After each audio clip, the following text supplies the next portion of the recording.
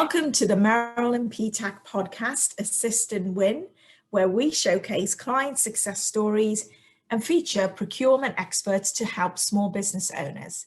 I'm your host, Yasmin Razak, and I'm the Marketing and Training Coordinator here at the PTAC. Today's guest is Miss Mary Lee Kolich, a PTAC procurement specialist and VA certified counselor at the Maryland PTAC. Mary Lee has been with the program since 2004, and her primary area of assistance lies in the Southern Maryland region, mainly Charles, St. Mary's, and Calvert Counties. She is a seasoned professional with over 30 years of knowledge and experience in sales and contract management with federal agencies and prime contractors. Thank you for joining us today, Mary Lee. Thank you for having me. I know you're a veteran procurement counselor. So tell us a little bit about your career background and how you came to be a PTAC counselor.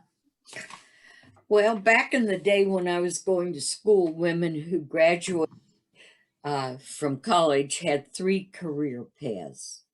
One, become a teacher. Two, become a secretary. Or three, become a nurse. So my choice was to become a secretary and put my business skills to use, writing proposals, analyzing manual document systems, and then making recommendations to automate. The company I worked for in Cincinnati, which is my hometown, moved me to Washington, D.C. to assist opening a sales office in Alexandria, Virginia, and to work as a systems analyst salesperson. After several years, I served as a division director for 28A companies and over a period of 20 years. In that capacity, I managed, planned, sold, prepared, and delivered complex automated document projects for the Marine Corps, Army, Air Force, Navy, OSHA, Bureau of Land Management, FDA, House of Representatives, DC government, and so on and so on. I also started my own business as a value-added reseller and partner with HP, Acer, IBM, 3Com, and Cisco, to name a few. With sales averaging 1.2 million per year, I was on the road to success, except the marketplace took a nosedive and the phone stopped ringing, and lo and behold, I was out of business. What happened? Well, I learned business planning is not only for obtaining a line of credit, it is a living document outlining where the business is and what changes are being made by the agencies and suppliers. Also, never, ever have a more than 20% of your gross revenue placed in one agency.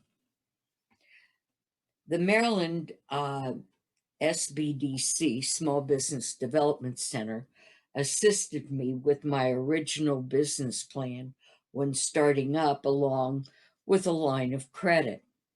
After my small business closed, my SBDC counselor introduced me to the Southern Regional Director of the SBDC, and lo and behold, I was hired as a counselor for the Women's Business Institute at the College of Southern Maryland.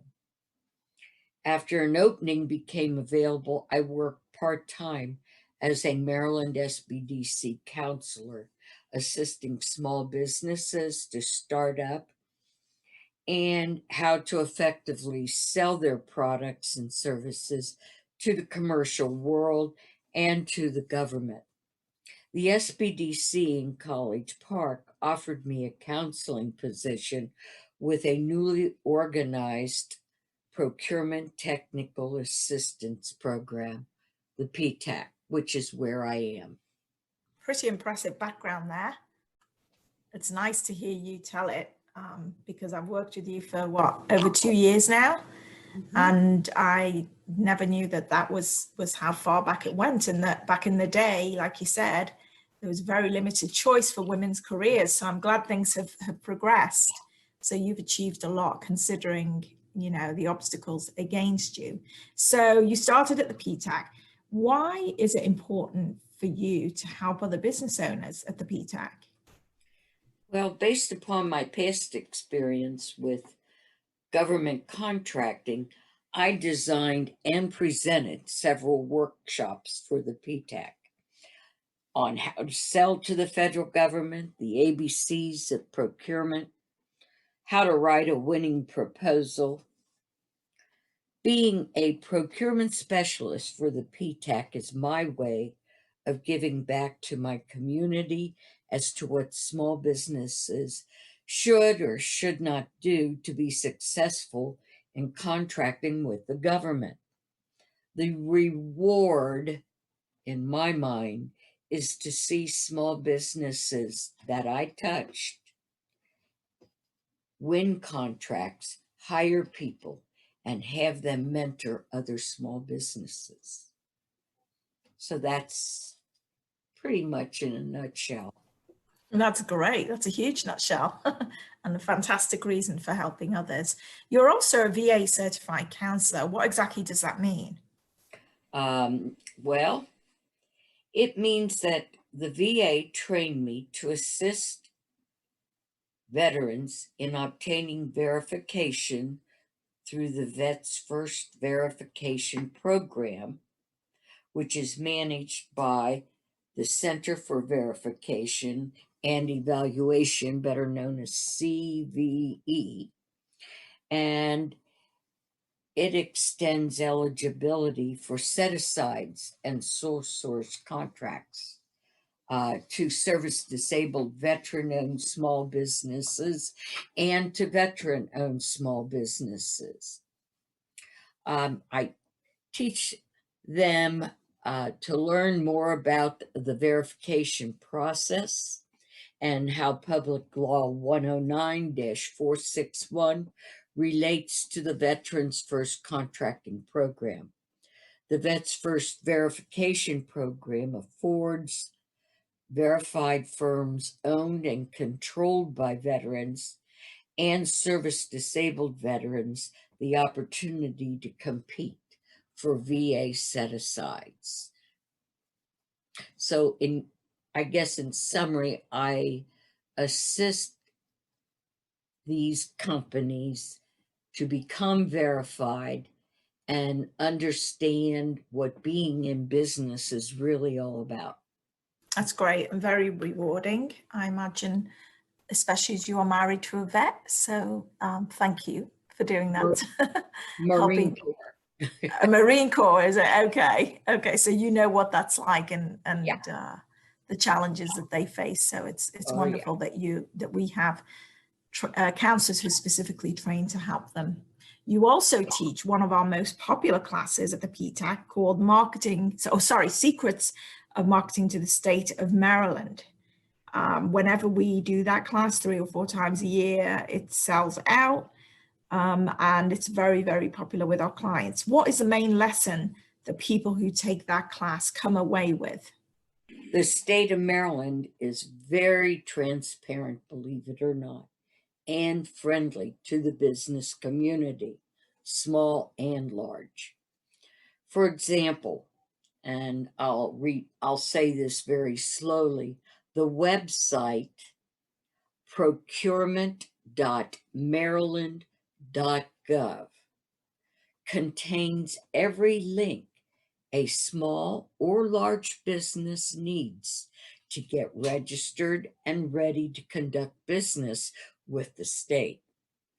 Also, Maryland provides access to a state directory online and a phone book organized by agency. So it's easy to reach out to the various officials at the agencies in the state of Maryland. And they actually answer their phones, if you can believe it or not, even now in COVID. Well, that's a great resource. Thanks for sharing that. What is the number one mistake you see small business owners make in government contracting, and how can they avoid it? To me, the number one mistake is not understanding the registration processes and rules of the road for contracting with the local, state, and federal government. And most importantly, what impact it can have on their businesses. So I would say just starting out, doing business and registering to do business with the state or the feds is not a simple process. Could you tell us about one of your clients' success stories? Is there anybody in particular that has stood out in your mind? I mean, I'm sure you've had many, many success stories over the years, but is anybody that you've really been impressed with how they've changed their lives and their business? Oh, yeah, sure do. A small woman-owned business I helped get up and running back in 2004 and 5, and working in selling to the federal government. And unfortunately, the business was on the brink of going out of business because it had a failed partnership with another company. The two owners were systems engineers with loads of experience, but had no alternate business plan to fill the void of the failed partnership with that other company. When they found themselves in trouble, they came to the PTAC for assistance. First thing we did was determine what services could they provide, keeping in mind they needed work right away or find a job with another contractor. They were faced with having to move fairly quickly. Since systems engineers are not a dime a dozen here in Southern Maryland, I recommended we find which contractors doing business with the base were looking for systems engineers. Sort of simple. In researching the local newspapers, believe it or not, we were able to find a mid-sized company that was looking for a systems engineer for a period of 3 months. And the reason they only wanted them for 3 months is the contract was coming to an end and they still had unfinished work to be completed. I told the client to set up an interview with the mid-sized company, apply for the position, and take the job with the proviso that her company invoiced them for the work so they can claim that it was business for their company. Well, the mid-sized company agreed, and my client had their first $30,000 contract. When the contract came up for recompete, the mid-sized company did not get the job, but the government didn't want to lose my client. So they sole sourced a chunk of work to her company for about, I guess it was 250,000 for the base year plus 4 option years. So it was well over $1 million. In 2018 now, the company was averaging $50 million a year. And they were made an offer to sell, and they did. And they are now retired, living on the beach down in South Carolina. But they started with us, well, with me, and they did quite a great job. And I'm just glad I was part of or an instrument for them to use to get ahead to that part. That's great. That's like your dream success story. We want that to happen for all our clients. So that brings me to my next question. Why is it important for business owners to come to the PTAC for help when they're trying to be successful at contracting? Well, the PTAC will assist you in understanding the rules of the road, so to speak, in government contracting. Our assistance comes in the forms of teaching, mentoring, and coaching. Business owners should come to the PTAC when they start registering to do business with the government. They should not try to undertake it alone. And I have to underline that. They have to understand, and I'm going to throw some acronyms out. You have to understand at the very basic and the startup of working with the feds, you have to understand NIST or NIST, National Institute of Science and Technology, Process 800-171, the DoD assessment methodology. You need to understand CMMC, which is known as Cybersecurity Maturity Model Certification Program. You need to understand overhead, G&A, and fee as it pertains to pricing and proposals. You also need to understand the Service Contract Act, the Walsh-Healy Act, Davis-Bacon Act, wide area workflow, and how to register for that and why. If you don't understand what I just said, you have no business getting into federal contracting. That is the basis, the very ground floor of what you need to understand. Well, we're going to wrap up now with one final question that I ask all my guests, which is, what would you say to business owners is the key to success in government contracting? You need to keep and maintain an active, dynamic business and marketing plan. You need to know what your community needs and adjust your plan to meet those needs. Regardless of which products or services you offer, you will need to execute a few key concepts to succeed in establishing a pipeline of government sales revenue. Regardless of which products or services, you need to bring a clear set of capabilities to the market that will set you apart from your competition. You need to develop relationships with a set of customers and partners that need the capabilities you offer.